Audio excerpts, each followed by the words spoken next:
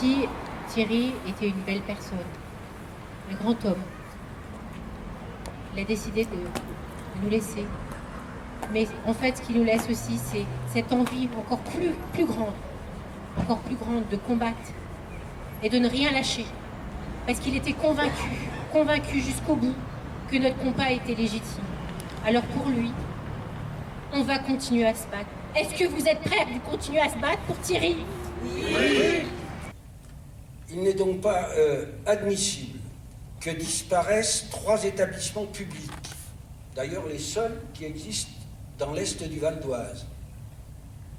Alors que la population vieillit, les besoins sont grandissants, avec des pathologies qui exigent une grande rigueur de soins.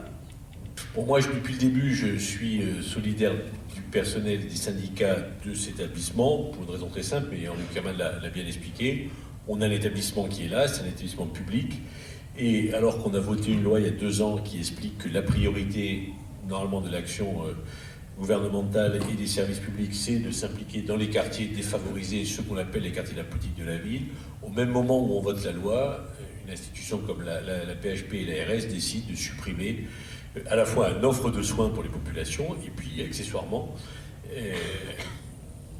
plusieurs centaines, entre 7 et 800 emplois publics, même si les emplois ne disparaissent pas, petit à petit, on sait très bien que les gens qui travaillent et qui habitent autour de l'hôpital vont quitter ces quartiers, ces territoires, et donc on va à l'encontre de ce qu'on appelle la recherche de mixité sociale, puisque ceux qui travaillent et qui sont là, on essaie non seulement de les garder, mais d'en faire venir d'autres, et là c'est tout l'inverse qui va se passer. Voilà. Alors, donc, ma position est parfois contestée. Moi j'ai dit dès le début, parce que j'ai rencontré l'ensemble des partenaires, que je ne voyais pas comment on pourrait empêcher la fermeture de cet hôpital. Bon, je sais que c'est une prise de position qui a été extrêmement contestée et un peu plus que ça, mais en responsabilité, je pense que dans une période où les responsables politiques sont parfois décriés de ne pas tenir leurs promesses, de tenir des propos qu'ils ne pourront pas tenir, moi, dès le début, compte tenu de ce qui m'a été présenté dans ce dossier, j'ai effectivement dit que je ne pensais pas qu'on empêcherait la fermeture de cet hôpital. Nous sommes évidemment ensemble, les élus, à vos côtés, même si on sait très bien que la situation, elle est non seulement difficile de par la décision qui a été prise par la PHP, mais elle est tragique aujourd'hui, dramatique. D'abord parce qu'elle a conduit un agent à se suicider. Je ne dis pas évidemment que la situation a entraîné le suicide automatiquement, mais c'est évident qu'il peut nier qu'elle n'y a pas contribué. Et puis, on a à ce moment-là convenu ensemble, de faire la proposition d'un moratoire. J'ai confirmé personnellement cette demande auprès de la ministre Marisol Touraine. À ce jour, je n'ai pas de réponse, très franchement, mais la décision de la PHP, elle est prise. Et donc, pourquoi il faut maintenir l'hôpital à Neuilly-Haute-Val ? Parce que c'est l'organisation du parcours du patient que l'on va casser. Voilà, donc l'hôpital était dans un état lamentable. On a recréé une dynamique. Et moi, ce que j'ai vu à Charles Richet, à Neuilly-Haute-Val, ce sont des équipes qui ont fait le choix de travailler en gériatrie. Et vous savez, les équipes médicales, médicales au sens large, hein, les équipes de soins, ça prend énormément de temps à les construire. Quand on les casse, c'est très difficile de retrouver la même qualité de soins. La médecine aiguë, c'est qu'une petite partie de la médecine.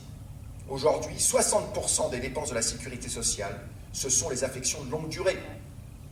Donc des patients de plus de 50 ans qui nécessitent des soins lourds et coordonnés avec la médecine de ville.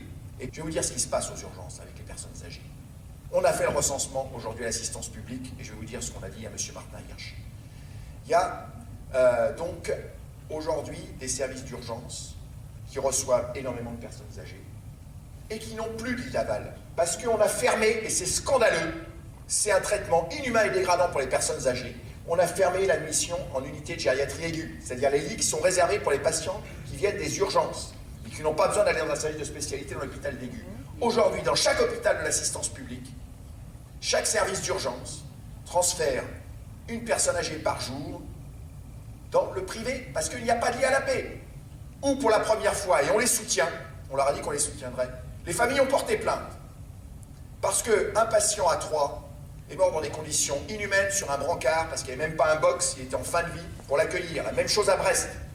Ça se multiplie. Donc, aujourd'hui, ce que l'on a demandé à M. Martin Hirsch, directeur général, au président de la commission médicale, et ce qu'on va demander à la collégiale des gériatres, c'est au-delà du moratoire, c'est qu'on revienne sur la décision de fermeture, parce que les besoins sont là. Et puis quand M. Martin Hirsch nous dit aujourd'hui qu'il n'y aura pas de perte de lit, ce n'est pas vrai. Moi, je connais bien les deux hôpitaux principaux qui doivent accueillir. Aulnay, catastrophe financière, la construction du nouveau bâtiment. Donc ils sont dans une situation où accueillir des lits, en plus aujourd'hui, ça va être très difficile. Gonesse, le déménagement, c'est un petit peu compliqué. Hein. Il y a la réduction de la voilure. Donc voilà, il y a une période un petit peu difficile à passer. Voilà, un bel hôpital, mais il ne faut pas rajouter des problèmes, déjà aux problèmes de déménagement qui ne sont pas complètement réglés. Et donc, il n'y aura pas maintien de l'offre de soins. Parce que ce qui sera maintenu ici à Villiers-le-Bel, c'est une EHPAD, mais pas une EHPAD publique de la paix. Ce sera une EHPAD, on ne sait pas trop quoi. Et on a été assez virulent avec M. Martin Hirsch, parce que c'est quoi sa stratégie? Sa stratégie 1, vous dites c'est pas un plan social, M. Marsac. On lui a dit il se comportait comme n'importe quel patron d'entreprise, aujourd'hui, dans cette affaire, comme n'importe quel patron d'entreprise. Et que la situation à l'assistance publique était strictement ce qu'on a connu à France Télécom il y a quelques années. Parce que la souffrance, elle est partout. Moi, je vais vous donner des éléments, on n'a pas médiatisé tout ça, on essaye de gérer à l'intérieur des institutions, mais là, il y a le suicide de notre camarade. À Bichat, c'est la CGT qui soutient un médecin radiologue qui a failli se suicider parce qu'il a harcelé, c'est les techniques du management par le harcèlement, par son chef de service. Et aujourd'hui, on a fait un danger grave imminent et on le soutient. Et dans les urgences de l'hôpital Limourier, par manque de personnel, parce que c'est la cata, il y a un patient il y a 3 semaines qui s'est pendu avec un drap dans un box. C'est ça la situation des hôpitaux. Et c'est ça la stratégie de M. Martin Hirsch. Et il a publié hier dans les Échos, il était très content, le fait que l'assistance publique, pour la première année, redevenait bénéficiaire, mais à quel prix? À quel prix? Vous savez, il y a une vraie colère chez les personnels, et y compris chez une partie des médecins qui ont du mal à s'exprimer. Pourquoi les médecins ont du mal à s'exprimer? Parce que je les ai rencontrés, mes collègues de l'hôpital à des Hauts-de-Val. C'est Hippocrate, hein. Ce sont aux 2 tiers que des médecins qui sont les esclaves de l'hôpital public, des médecins à diplôme hors Union européenne qui ont absolument besoin de travailler en gériatrie pour valider leur spécialité. Donc bien sûr, ils ne peuvent rien dire. Et les rares collègues, je les ai rencontrés, les rares collègues qui sont titulaires, ils ont une telle pression qu'ils n'osent pas s'exprimer. Mais je les ai rencontrés, ils m'ont dit des choses, mais ils n'osent pas s'exprimer en public. Et ce qui est encore plus scandaleux, et ça je n'accepte pas de la part d'un médecin, c'est qu'il y a un médecin qui a priori, on va vérifier un petit peu ses qualifications, mais il a été nommé ici, pas pour faire de la médecine, il a été nommé ici pour fermer l'hôpital. C'est quoi ça? C'est un médecin à la sauce tapis? Il n'est pas respectable, ce monsieur. Donc voilà, donc il y a une vraie colère. Et aujourd'hui, la seule solution, c'est le moratoire pour se mettre autour de la table et de remettre sur la table, effectivement, la décision de ne pas fermer cet hôpital. Parce que je vais terminer sur un argument qui est fondamental dans ce dossier. C'est pour quelle raison on ne trouve pas l'argent pour rénover cet hôpital? Parce que vous savez, on nous dit cet hôpital, je suis allé visiter des chambres, j'ai dit visiter les hôpitaux d'assistance publique. Si on ferme à des Hauts-de-Val sur l'argument de la vétusté, il faut fermer 2 tiers des hôpitaux de l'assistance publique. 2 tiers. Donc c'est pas le bon argument. Le bon argument est le suivant. C'est que c'est une autre erreur stratégique de l'assistance publique qui va reconstruire un nouveau Georges Pompidou, un nouveau monstre, en fermant Bichat et Beaujon, que le prix annoncé, mais c'est comme dans les centrales nucléaires, on annonce un prix, mais c'est 3 fois plus à la sortie. Aujourd'hui, on annonce 1 milliard d'euros. C'est de l'autre côté du périphérique, à Saint-Ouen, y compris le maire de Saint-Ouen s'est étonné qu'on vienne lui piquer des terrains où il avait pris autre chose, et que l'assistance publique n'a pas les capacités d'investissement pour mettre les 60 ou 80 millions qu'il faut pour rénover l'hôpital Adélie-Hauteval. C'est ça. Le choix qui a été fait, c'est de construire un beau joujou pour une petite partie des médecins qui aiment bien ces joujous-là, parce que, y compris comme à Georges Pompidou, ça leur permet d'avoir un beau fromage, parce que c'est dans ces hôpitaux où il y a le plus d'activités privées à l'hôpital public aujourd'hui, et vous avez vu ce que ça a donné, avec des guerres de clans et le suicide d'un professeur. Voilà. Donc, voilà. Aujourd'hui, il n'y a pas de honte à dire on s'est trompé. Il n'y a aucune honte. Il n'y a aucune honte. Aujourd'hui, nous avons des arguments médicaux, organisationnels très forts pour dire cette décision est une mauvaise décision en termes d'organisation de l'offre de soins en Île-de-France. Est en contradiction avec tout ce qu'a pu nous dire la ministre depuis qu'elle est en poste sur il faut améliorer le parcours de soins, en particulier le parcours de soins pour les personnes âgées. Est en contradiction avec ce que doit être la médecine du XXIe siècle. C'est-à-dire c'est une médecine où la question n'est plus de faire un diagnostic, de trouver un traitement et de guérir le patient, mais c'est une prise en charge et revenir au fondement de la médecine beaucoup plus humaniste, parce qu'on a des patients qu'on appelle en termes savants des patients polypathologiques, où la question est de maintenir, avec un travail d'équipe, en meilleure santé possible, le plus longtemps possible. Et c'est complètement différent.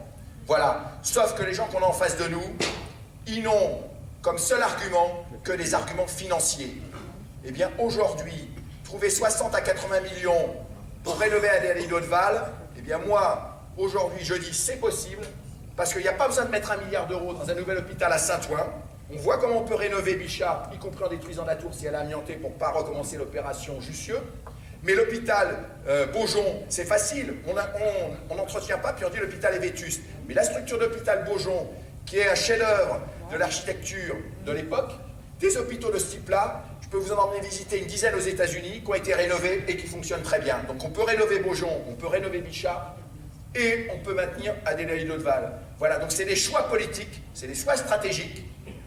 Et aujourd'hui, il y a un certain nombre de gens qui, effectivement, ont pris des décisions, se sont trompés. Mais, vous voyez, ce qui est plus grave, c'est que on peut se tromper, mais c'est de refuser le débat et d'utiliser les méthodes qui sont utilisées aujourd'hui, qui sont scandaleuses, avec les conséquences que ça a, à la fois sur les personnels, on en a parlé avec notre camarade, mais pour les patients, parce que j'utilise sciemment ces termes parce qu'on va soutenir les familles qui ont porté plainte.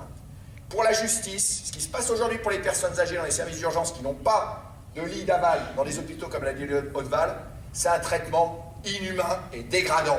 Et ça mérite sanction et réparation. Et donc il faudra que les gens, comme M. Hirsch, assument.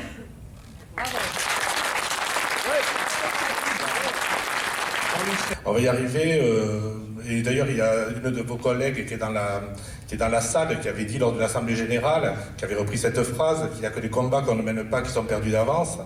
Et c'est pour moi quelque chose qui est très vrai. Et on ne part pas de rien. Et surtout, il y a une urgence réelle.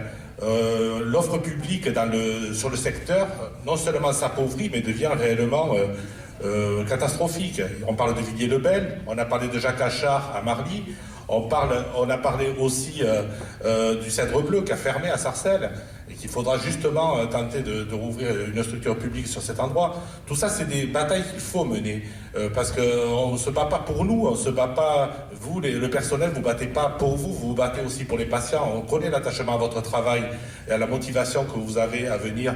Et donc évidemment que ce combat, on le mènera jusqu'au bout. Et puis on ne part pas non plus de rien. Quand plus de 8000 habitants du secteur, plus de 8000 citoyens signent une pétition pour sauver un hôpital, c'est vraiment qu'ils y sont attachés. Tout ça, c'est des choses quand même particulièrement importantes.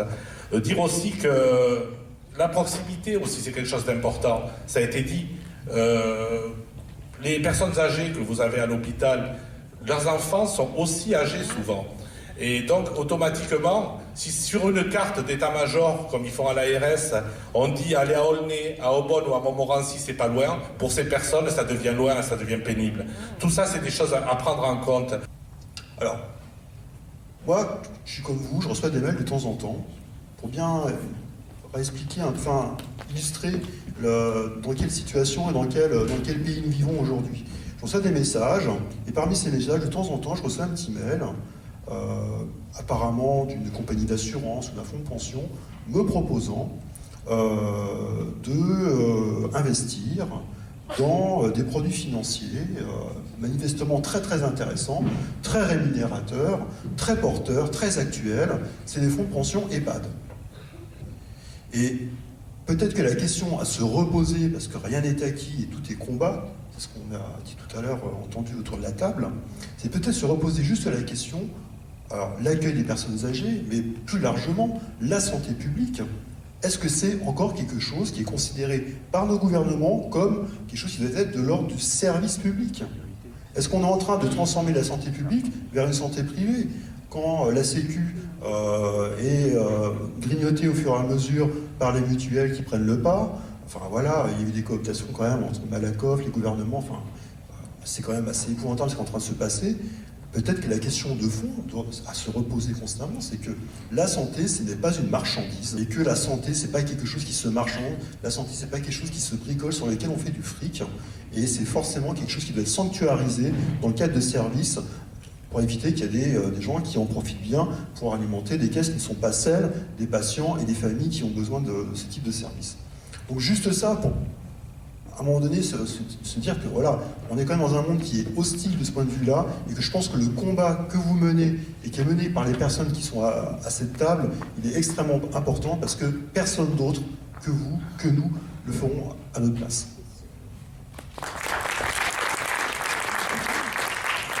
Donc Marianne Journiac, je suis secrétaire du CTE central de la BHP, et je représente aussi l'USAP CGT ce soir.